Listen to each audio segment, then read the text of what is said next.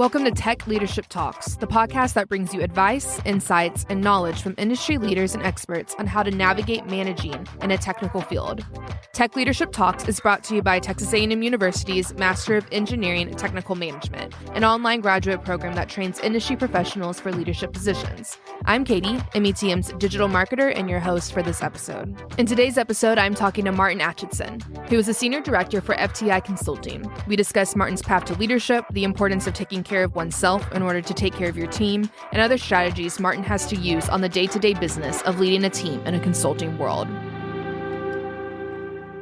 Hello, I'm here with Martin Atchison. How are you doing today? I'm doing great. Yourself? I'm doing great. So to jump right into it, can you tell our listeners what your current job title is and what you do in that job? Sure. I'm a senior director for FTI Consulting, more specifically the capital projects and assets group within FTI Consulting. Basically, to summarize what I do, I take capital projects and manage them from cradle to grave. We work with owners as an owner's rep to manage the project for them or the portfolio for them. We also work with EPC companies to help them and aid them in troubled projects. And we also work with engineering firms to help them in their project controls development and overall capital project delivery. So are you overseeing a team? I am. Your day-to-day Actually, basis? for the last, 2.5 years, I've been ingrained with one specific client. I won't mention their name, but we are at a oil refinery, and we are taking place of quite a large group of people that got displaced by some layoffs and a reorganization back in 2017. So FTI was approached because they didn't have the human resources to deliver their capital portfolio, but they needed some processes and technology in aid of that. So they called us, and we slowly ramped up, developed a team of highly skilled professionals, mainly in the project controls space. We did a lot of governance and overall project delivery modeling for them, but primarily our group is project controls. So I manage a group of 10 consultants below me, and anything ranging from cost engineering to project scheduling, project risk, QA/QC, and as well as governance. What made you excited about that, taking on that role? It's funny you ask. It's actually the exact same thing I've done my entire career. It was an opportunity for me to, for only the second time in my career, manage other people and leading a team of people. So that's really what attracted me to the role. For almost 20 years, I'd been an individual contributor in various roles within the capital project delivery space, but at a limited capacity, only had few opportunities to really manage people or manage teams. So, did you know you want to go into this kind of career? I was doing project controls work before I even understood what it was and really knew what the term project controls means. I was blessed with being able to work in a small family company that we had. It was a small engineering company within the oil and gas space. And coming up out of high school, I was helping, do the books, do some invoicing, collect payments, estimate jobs, do a little design and drafting, but more so on the planning side of things. And as I got older, that's when through a friend of mine, he introduced me to this thing called project controls. And I was like, well, what is that? And we dove headfirst into it. And I was like, oh, this is perfect. This is perfect. And this is what I've always done. So I took the reins and, have been devoted to it ever since. So this is more, I would say, on the business side of technical field. Correct. Because we, at METM, we get some people who are very tech focused, some people are very business focused. I'm very non-technical, and I love to say that. The interesting part of my role, which a lot of people don't understand, is we are, as far as project management, we are kind of the middlemen and women between the project team and the business. So a lot of what we have to do is gather data, but gather key data against certain KPIs. And what that means is what the data is telling us isn't always a good story. So we have to, a lot of times, play the bad guy, a bad cop. And it gets in between the two sides of the coin, right? The management team and the business. Interesting. What did you get your undergrad in? Technical management. What they called the concentration at that time was operations management. There was nothing at that time. There wasn't a project management concentration or core. So I picked operations management. It was closest to what I. Did you go to A&M for your undergrad? I didn't. I wish I had, but I had an interesting career path. Yeah. I've done a whole lot of different things throughout my life, but I had two loves, and one of them was aviation and one of them was business. And so early on, right out of high school, I was like, I'm going to be a pilot. So I went to flight school and got my private pilot's license, and quickly within a year and a half, 2 years, realized it wasn't the path for me. So after some soul searching, I was like, well, had two loves, so let's try the business route. And just kind of pivoted, and it's taken off ever since. Okay, so why did you decide to pursue an METM degree? And how did you learn about METM in the first place? Great question. So let's see, it was the last company I was at. I was with Williams Energy, and it was probably a little bit slower paced company for me personally. I'd always wanted to do continuing education. I was primarily looking at MBAs. At Williams, I noticed that we had quite a few MBAs in our company, and I would say a vast majority of them weren't in the positions that they were seeking. So I looked at it as, personally, I thought, okay, I think the market for MBAs is oversaturated. So let me do some due diligence, do some research, and see what else is out there. So again, I did a lot of digging into MBAs, and then I looked into engineering management degrees. And then upon my search for engineering management degrees, I found METM, which was actually pretty perfect for me. Yeah. So I dwindled it down to 3 schools. I interviewed with Rice for an MBA program. I interviewed with University of Texas for an engineering management program, and then I went to a dinner with Dr. Zogi about METM. The odd thing is part of my background, the MBA program turned me off because I didn't want to be a consultant. Well, exactly. It's kind of the story of my life. Things always happen. But are you happy where you ended up? I'm very happy. Good. I'm extremely so happy. Ended up as it was supposed to. Exactly. And really, if I would have pursued an MBA over an METM degree for specifically what I'm doing now, it probably would have been a mismatch. So decided to go for METM. I did. Yeah. The offering, what they had to offer, the curriculum that they had to offer was more aligned with my 20 years of experience. At that time, it was, I think, 17 years of experience than any other program. On top of that, it still offered opportunities to grow and learn, specifically in the EQ space and a lot of what Dr. Zogi had to offer. So I was very intrigued by the program, and I'm glad I did it. What have you taken from METM that you think you use pretty regularly today in your career? Another great question. And I think my answer is probably maybe more unique than others. Coming into the program with, like I said, 17 years experience. At that time, I was very seasoned in industry compared to a lot of my other cohorts. The piece of the puzzle that I was lacking is what I found at METM. It was actually knowing more about myself and doing deep dives into what Martin could work on and do better, and what Martin was actually failing at. So when we got into the program and I got to learn more about really deep thoughts about myself and doing reflections on myself and how I treat others within my professional life, I found some opportunities to grow. So exiting the program really and having the opportunity to manage, a team of 10 highly skilled professionals who all have advanced degrees, I felt comfortable in my delivery that I knew the industry content. And post METM graduation, I was very confident in myself. That was probably, and also, I don't want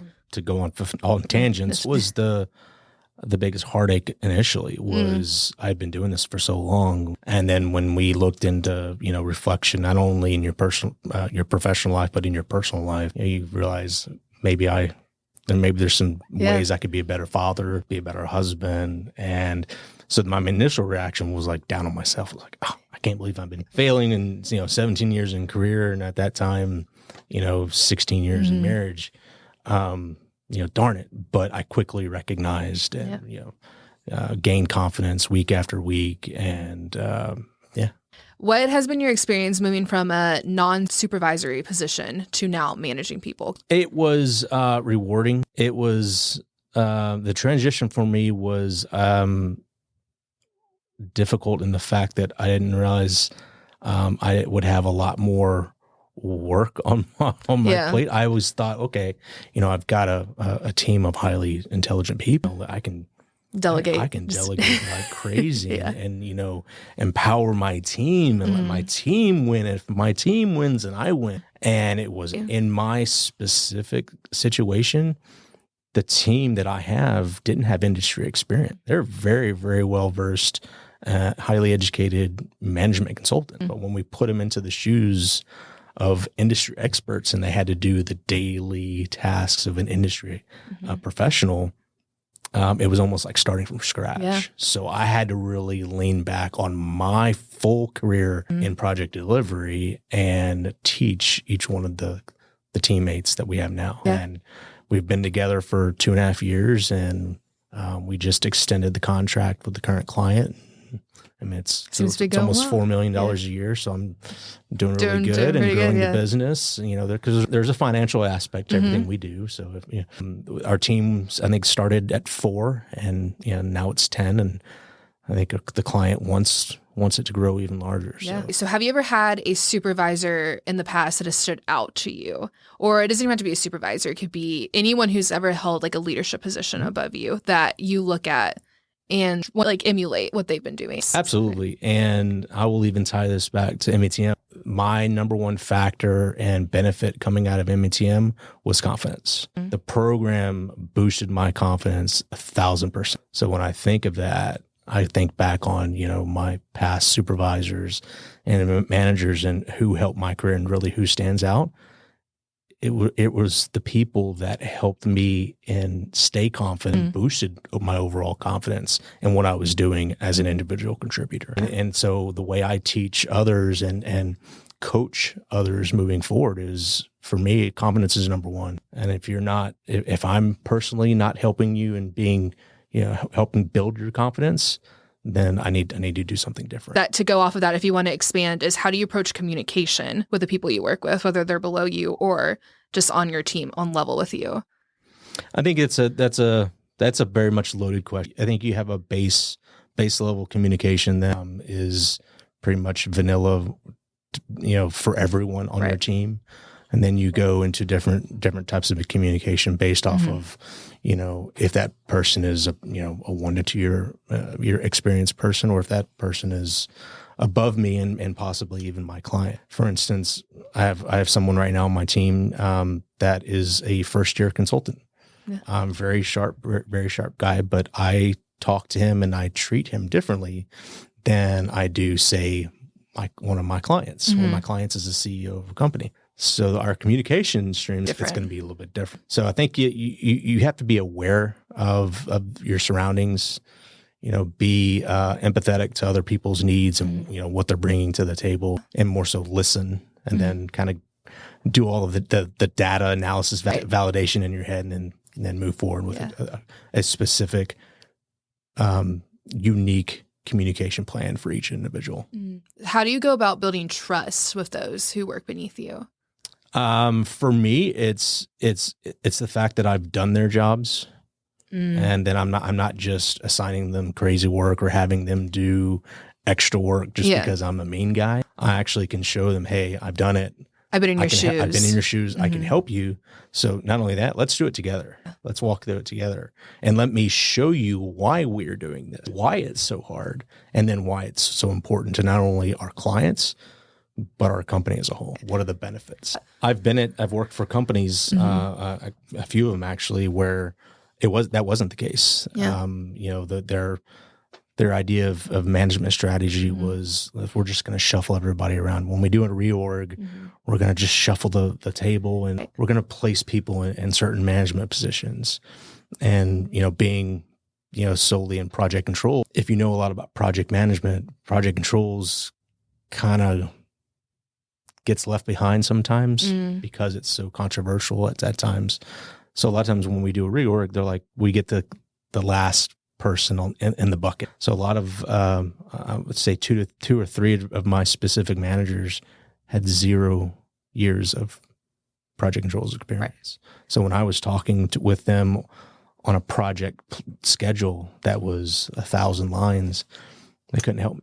It's like, I know more about this than you. Right. And when I'm telling them, hey, I've got an estimate, a $5 million estimate, and I need to plan it certain ways, this is why I need to do that, they don't understand. I think it does help people if they're direct or even indirect leaders have some industry experience of what they're doing. How do you go about managing conflict as a leader? I think you have to understand the context. I always stop and listen first and get the full context of the situation. Who's all involved? How many people do I have to talk to? Is their context from person A different from context from person B? And when I really spend the time to get all of that information correctly, then I'll formulate a plan of what do I need to do next. And 9 times out of 10, it's not really conflict. It's lack of understanding. It's so fun to talk about like the good parts of being a leader, but these are the tougher parts. I know you talked about how as the middleman, you have to deliver bad news a lot. How do you approach delivering the bad news? That's interesting.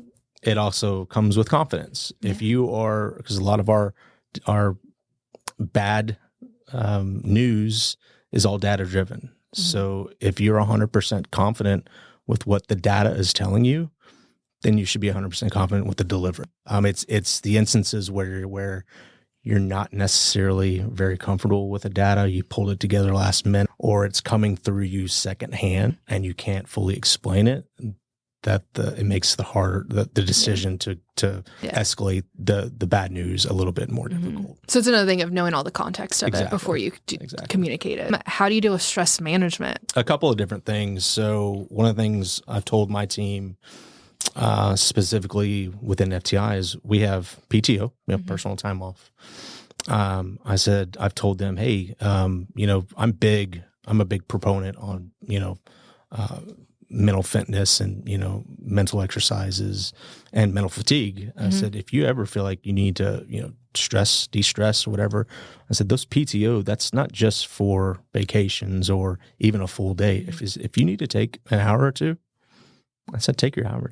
I said, go take a walk.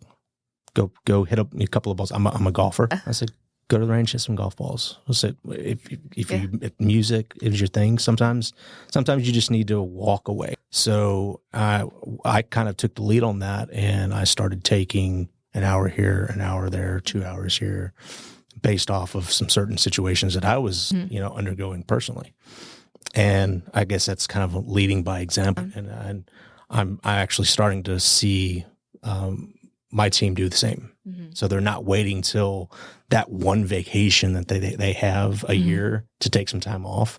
They're taking smaller chunks of time to work on themselves and do exercise the demons, I guess, and improve their overall level of stress. And then, daily, what I do is I wake up before anybody in my house. My wife hates that because of the alarm, but I spend a good hour to 2 hours by myself, doing some breathing exercise, kind of thinking back and looking back on what I did right and what I did wrong in the previous day, preparing myself for the day ahead. I hate to say looking at my phone because that's a no-no early in the morning, but it's more so doing my early planning. Okay, what do I have? What time's my earliest meeting?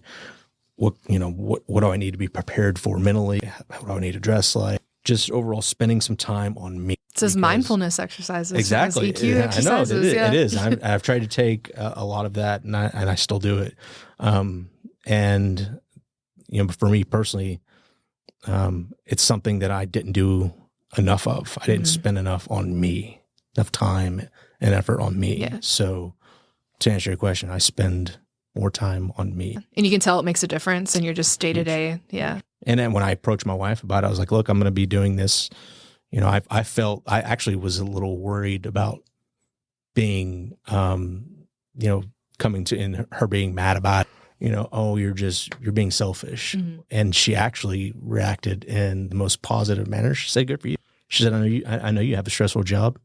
Take as much time as you need. I was like, I said, I should have had this conversation years ago. But that's the little things that I think everyone, if you're going to be professional, or not professional, but successful, both personally and professionally, you got to spend some quality time for yourself. What responsibility do you believe leaders have to those who work beneath them? I'm going to say kind of a catch-all, depending on what you do, not necessarily specific to what I do, but first of all is keep your team safe. If you're in a more industrial or a technology-based job that there is some danger, the number one aspect of being a good leader is keeping your team safe. Now, as far as more towards my career and what we do, I would say keeping my team safe is keeping them prepared and knowledgeable with what the client is doing on a day-to-day basis. So if the client ever reaches out to them, they will be as prepared as possible. Thank you for listening in to today's episode. Tech Leadership Talks is brought to you by Texas A&M University's Master of Engineering Technical Management. To learn more, visit metm.tamu.edu.